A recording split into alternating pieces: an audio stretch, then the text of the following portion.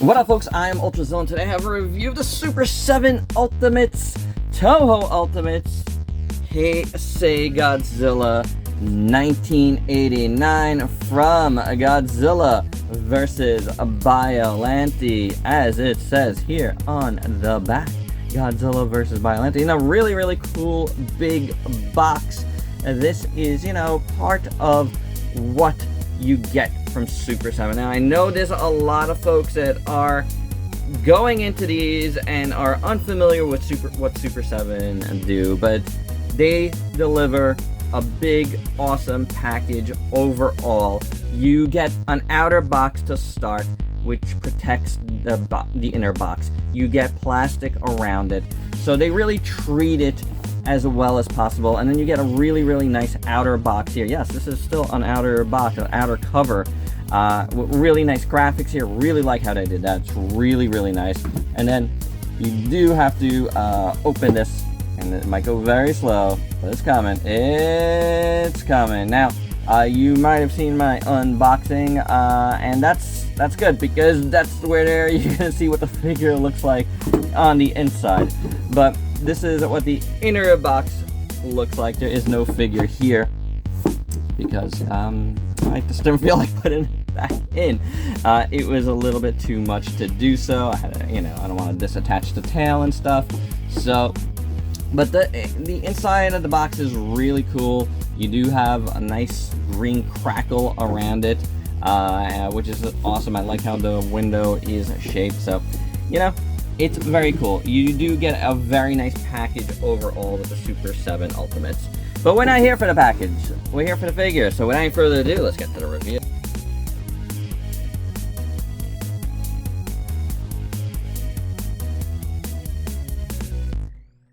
And here's the star of the show, the highly anticipated first Godzilla in the Ultimates line. Highly anticipated for me and for a lot of folks. Now, I know, we got to address all the things about this, and I know there's a lot of controversy right now. Cost, how the figure turned out, the look of the figure compared to the promos, all of that. We're gonna discuss it all. But the first thing we're gonna discuss is that cost. And what I have to say, and I mean, this goes throughout, man. Your mileage is gonna vary on how you feel about any of this stuff. I personally, Ultrazilla here, I can't talk for the entire community. I can't talk for you. I can't talk for the guy next door. I can't talk for anybody except for myself. Full disclosure, like I said in the unboxing, I bought this figure. I bought Biollante. I had pre-ordered them before starting my relationship with Super7. So I did put in my $85, and that's how much they average, is $85 for these figures. There's cheaper ones too. The Super7 Ultimates Shogun Godzilla is $55. That's going to have less articulation though, so they factored that in there. The Destroyer is going to be more. That is a tremendous figure. This is a tremendous figure. And Brian from Super7 has gone on record, explaining the cost. For what they give, the amount of plastic quality, amount of plastic, period, they can't charge any less for it. Is it unfortunate? Yes, absolutely. I would like these all to be $55, to tell you the truth. But it's not.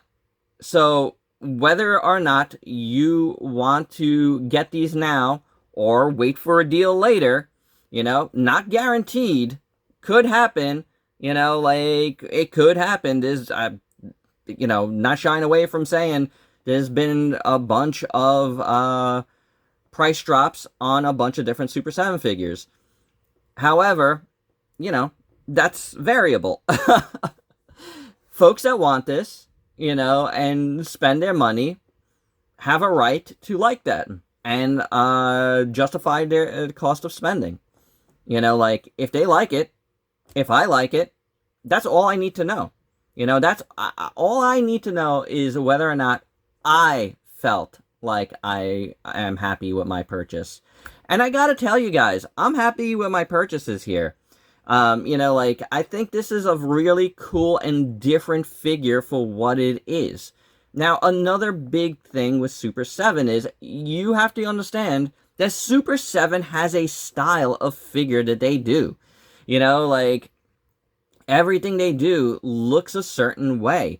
If you are new to Super 7, maybe that is a problem, you know, like, but, you know, you should do a little research and not base everything on promo shots, which, hey, I gotta tell you, man, promo shots are for promotion. Not everything ends up looking like a promotional shot. This is across the board.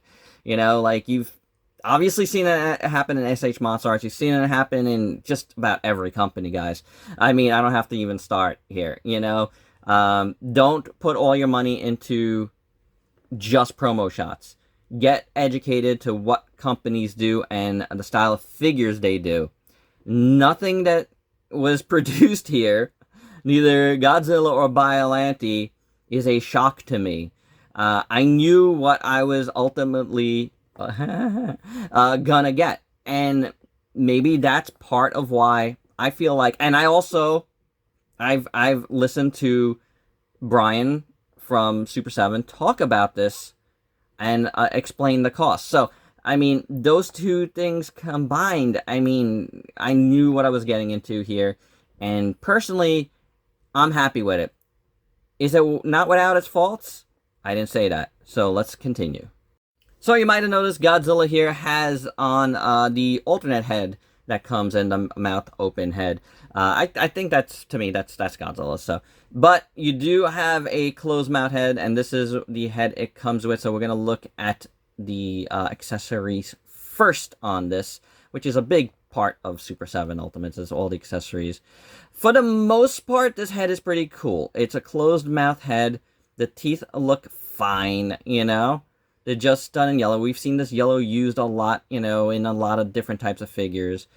The only thing with mine is one of the two eyes, and I can't tell which one it is a bit off. I think it's this one, but if you look at it from this way, it looks fine. If you look at it from this way, it looks fine. But it's when you look at it ahead, you can tell one of the eyes, the whites of the eyes, was printed in the wrong spot.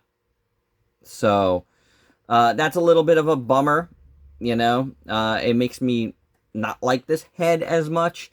But in general, I'm more of an open mouth head, you know, for Godzilla anyway. But, you know, I think the style and the look of this head looks really nice otherwise. But yeah, you know, the sculpt work is really good on here too. There is a little seam line that goes down the side of the head here. But it's not the biggest of deals. I'm not that, you know, it's less noticeable on this side than it is on this side. But otherwise, you know, the head's alright. The head's alright. We get 5 extra hands here. We got 2 fist hands for Godzilla punching action, which looks pretty cool. I like how the nails are painted. Then we get these really, really cool, like, open, semi-open hands. I really like how they're shaped. Really nice in my opinion. Very, very cool. I like these hands a lot. They're like gripping hands. That's pretty cool. Although the hands he has on are kind of gripping hands too. But they're just a little bit different. And lastly, we got this awesome Biollante battle damage hand, which is quite cool. I like how the green looks in there.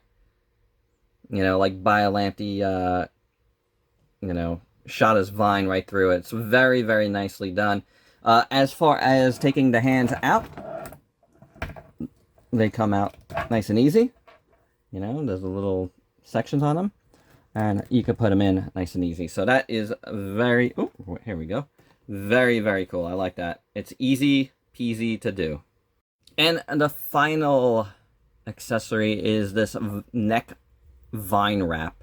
So this is cool. Done in a green... Don't think there's any paint on here that I can see, but there might be a little bit of black wash on there. Very, very slight. But this, I think you have to take off his head to do. So pop off the big ball joint, and then pop this on. And then pop Godzilla's head back on. And, yeah. Then he's all wrapped up. He's got a scarf on. He's ready to roll. It is cool. I mean, between that and the hand, I think that's some cool little play accessories. And that's you know, again, that's one of the charms of Super 7 is their playability and their, like, you know, the little accessories that they do that make things scene accurate or whatever. It's very cool. I that's what I've, you know, one of the things I really do dig about the Ultimates is that. So that looks pretty cool. That really looks cool. And there you go. Alright, so let's look at Godzilla in full. But let's feel Godzilla in full. This dude, I didn't really mention this. I said it heavy before, big, lots of plastic. You can feel it. It is a very, very heavy figure.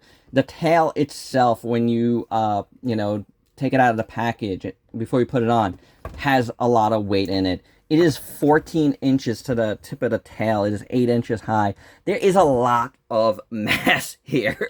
There's no doubt about it. There's a lot of mass here. One little thing to note, and in my unboxing video, I said there was one thing out of the box that I wasn't digging, and it was how the tail was connecting to the ball joint here. It felt very loose. There was a giant gap.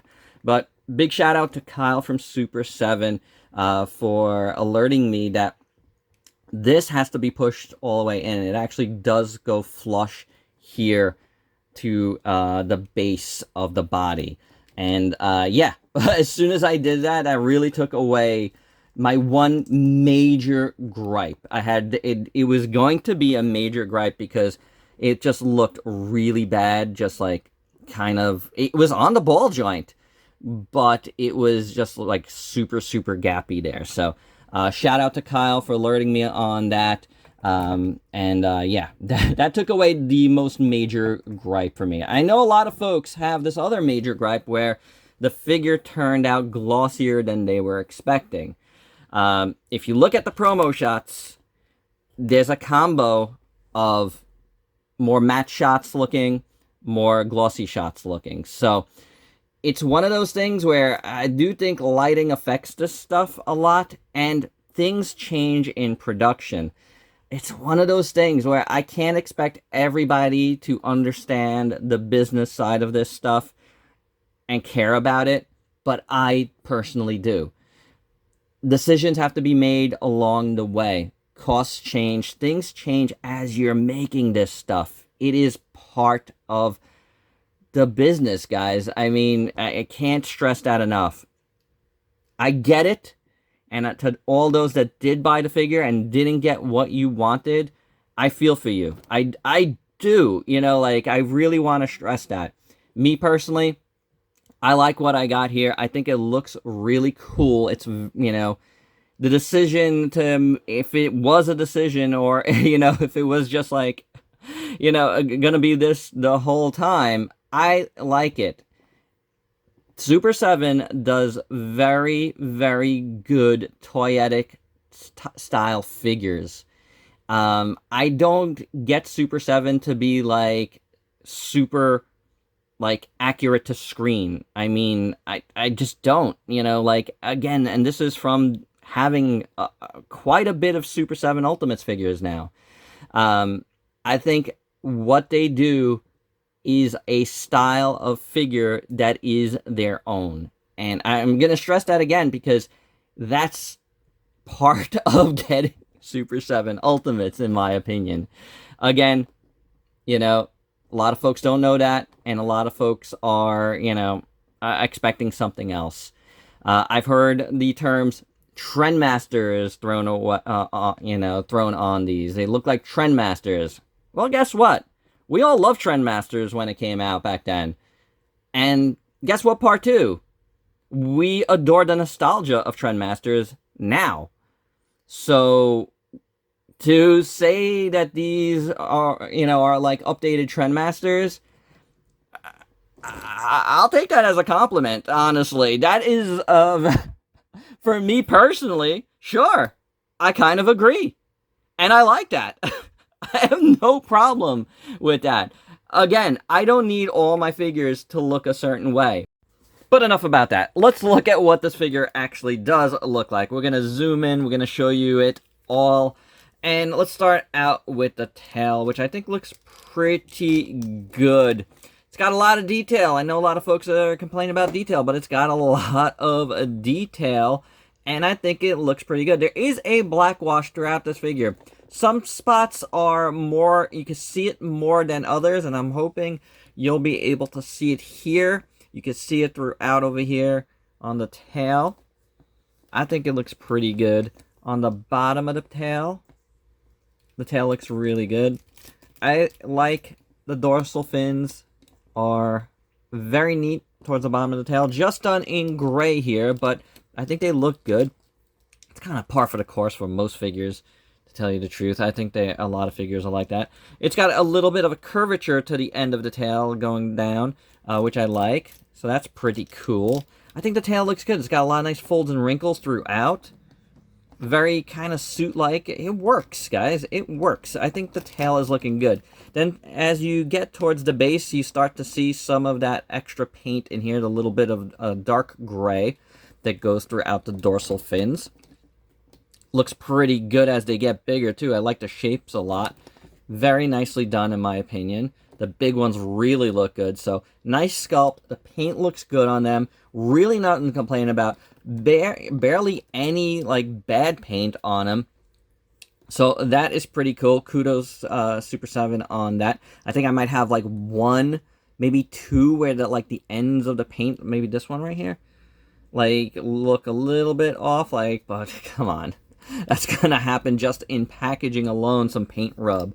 But it looks pretty good. Like I was saying before, I like that the tail goes flush here. It does look pretty good. I will say that there's a section in here that's a little raised for some reason. You might not even notice it, but I noticed it. Like, for some reason, it's a little raised on the interior here of this dorsal fin.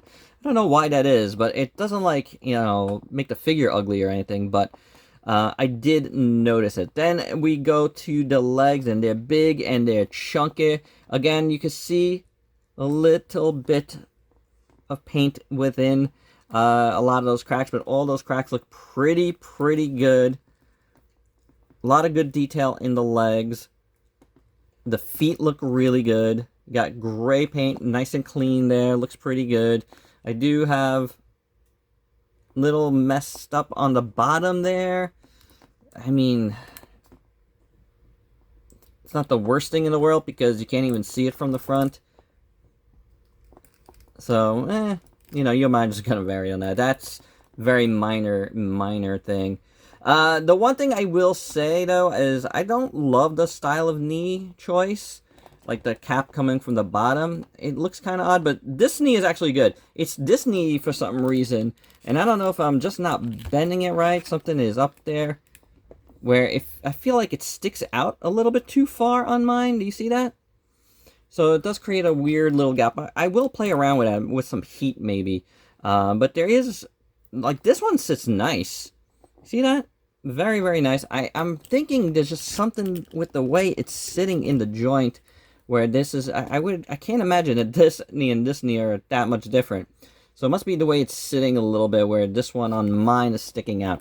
I don't know if that's going to be a, you know, line-wide thing, but, you know, do check that out because that is a little odd that one is totally flush and the other one really isn't. So it is what it is. Then the bottom over here looking pretty decent. I feel like this plastic here is different than this plastic. Like a little more rubbery over here for whatever reason. And you could tell the plastic quality looks different, you know. So that's interesting. I don't know why that is, but I'm sure there's reasons for it. It doesn't look egregiously bad or anything, but, you know, just want to point that out. Again, throughout you do spot some sections where you see the paint a little more. And this, you know, admittedly, if the finish was matte, a lot of that would come out a little more. You can see it more in the arms. You see the black throughout. And the arms do look pretty good, by the way. But the sides look pretty good. There is a seam line going down here. you know, throughout the whole figure, but seam, you know, it's a figure. Seam lines gonna happen. Maybe you think they shouldn't, but seam lines in everything. You get seam lines, in almost every price point of figure. It happens. You get the joints of figures. That's gonna happen. You know, it is what it is. It's figures. The chest looks pretty good. You know, I like how that is sculpted. The hands, these hands here, look pretty decent as well. So not bad there. The neck looks pretty good too. I do like it. And then the head sculpt, guys, is... this one is phenomenal. The eyes are perfect on mine. Really nicely painted on both sides. It looks good whichever way you go. So that is awesome. I like the teeth on this. You know, it might just be one color, but it looks good. It's clean. And I can't say that about a lot of other lines sometimes. You know what I'm saying? Like, I can't. So I appreciate the fact that it looks good and it looks clean. The inside of the mouth looks good. Everything there looks good. You know, when you look at him from here, he looks awesome. He looks menacing. He looks cool. The nose, the top of the mouth is all sculpted well. Everything looks fantastic. The top of the head, the little dorsals on the back. You know, guys, I gotta say, for what I said about them being toyetic and not, like, super accurate, but what I think Super 7 does really, really well is give you a really cool and good representation. They got that old school toy mentality, like, you know, not to this extreme, but like to like bring in like the old school like Kenners into this. There was always like a like really cool toyetic, you know, version of what you saw on screen. I think Super 7 has a strength in that is really awesome. You know, I don't know. Again, it just gives you a different look. But at the same time, it represents the character well. I think, and we're going to see it shortly in size comparisons, that this is one of the best looking Godzilla 89s, to be honest. It really looks the part. So whether you think it's more plasticky looking, more glossy looking, that's totally fine, because it does what it needs to do most importantly. So I think it looks really good. And there you go. As for articulation, and also definitely want to mention that I really like the proportions of this guy, and he's, again, just to mention it, just super, super heavy. It feels good. So, articulation. You don't get a jaw hinge, which I know is, you know, another bone of contention for some folks, but they've never advertised that, so they gave us 2 heads for that. If you have a problem with that, that's weird at this point, you know what I'm saying? The head has a really great joint there. Really works well. Neck joint works well too. The body just has a swivel from what I could tell. I can't make it do anything else, so I'm not sure if it's supposed to. The good thing about that is you don't get crazy gappage here. You get a little bit of gap, but it's kind of covered here. This goes all the way to the bottom, so it doesn't really look weird to me.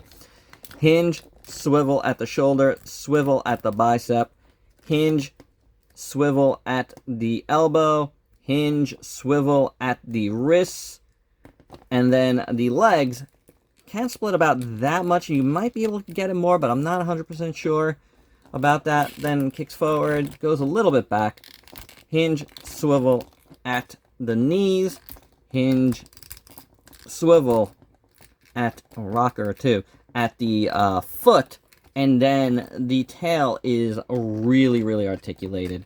You get the piece there, you get another one there, there, there. You get a ton, and it goes all the way to the end, a ton of articulation for his tail, and that is phenomenal, guys. I really, really like that.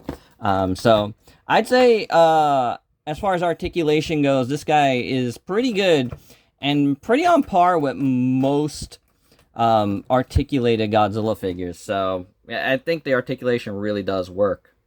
And for your size comparison, first up, of course, here is Biollante, which we will be looking at in the next review.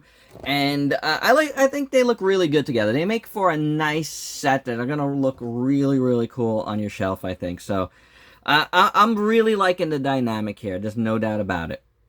And speaking of Biollantes, here is the SH Monster Arts with it. As you can see, it's, you know, it's not as big as it could be, but I think mass-wise it kind of works. So if you needed to do some pics with it, I think you could get away with it. So not terrible, but I do want to point out he's missing a bunch of things, and you know, further illustrate that in a second. Because here it is with the two SH Monster Arts Godzilla 89s, and this one is the bigger DX Lights and Sounds one.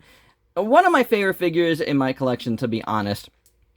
And here's the regular edition, which as you can see is a lot smaller, and price-wise, I think this one's still a little more expensive than that guy, who's bigger than this guy. And this guy was almost twice the price of that guy, so there's that. But the one thing I really wanted to say, and I started saying it with Biollante, is these two both come here without the ends of their tails missing. And that's kind of, and as much as I love SH Monster Arts, that's one of the big gripes for me with that line, is just things always fall off. I have parts strewn across my shelves of that, so that's always a disadvantage there, and something I feel like this new line is not going to have. And here's the NECA version, which isn't a Godzilla 89 at all in my eyes. Go watch my review for more of how I feel about that.